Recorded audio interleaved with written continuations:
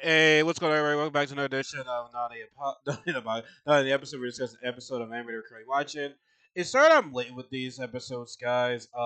This weekend was busy. I was doing some other stuff, and then also it was Mother's Day. Then I saw my brother's child on Monday, and then I streamed on Tuesday. So I'm really definitely behind with this stuff right now. So I apologize for being late, but better late than never right there. And let's get right to it. So we're gonna be talking about Windbreaker season 2, episode 6. And man, gotta say, Crunchyroll did not like this episode. And I'm kind of not surprised. And let's get right. So basically, this episode was Subakuno's bio, his origin story, right? His bio, right? And he's one of the four kings. And clearly, man, dress in women's clothing, right? I don't mind that. Like, I don't care. Like that's fine by me, Like, but do I like the character? Do I like his personality? That's what matters, right? And so basically, he takes our three guys to to this guy, an old man named Ito, right? His wife passed away, so Shibagano, checks on him every now and then, see if he's okay, because losing a loved one is hard, especially if it's like your wife, your partner, like that can be extremely tough right there, right? But when I see he seems to be in high spirits right there. Seems to be high, but great. I mean, like he can be in high spirits, but like probably deep down he's still sad, honestly, right? But like I said, like does play a important role in this, including his wife too. And so, Supergano, helps him, around the house right there. Things get clean, things get put away right there. He's an elderly man too, so it's not like he can do everything on his own right there, right?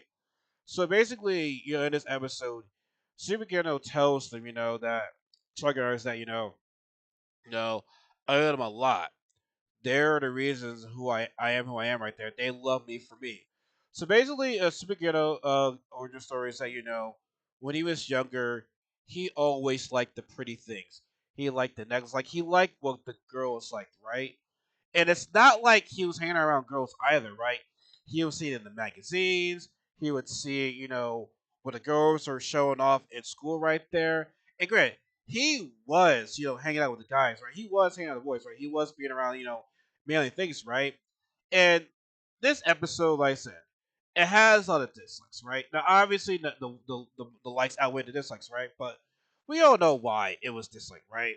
Because, like Iron Man's clothing, and then they're gonna think like, oh, this anime is telling men, to be girls right there, right? Pretty sure it's like some red pill shit going on right there, right? But what's so interesting to me is that Subakino, right?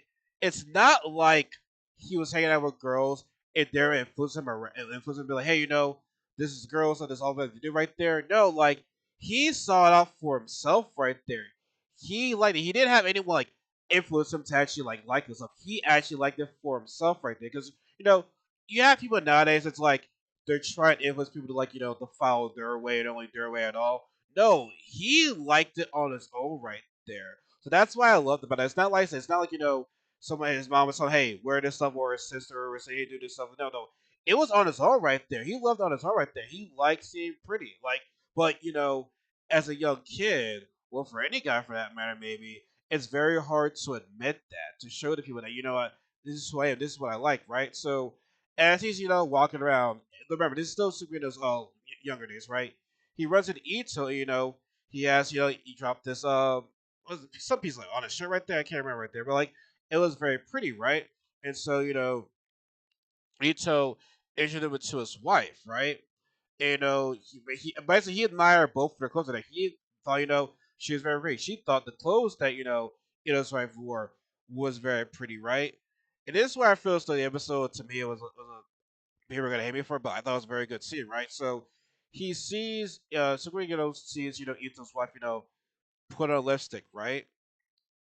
And he's like he was very intrigued by that, right? But he runs away when she sees him, right? He's like, well, no, no, no. It's like when Trey's like, no, no, it's fine. She walks away. She's by herself. He grabs the lipstick and it's like, you want to try, but no. Ito's wife sees him like, what? Here, let me put this on you right there. She puts on the makeup, not the lipstick, and then the makeup, right? And he felt so pretty and he felt really happy, but he was crying.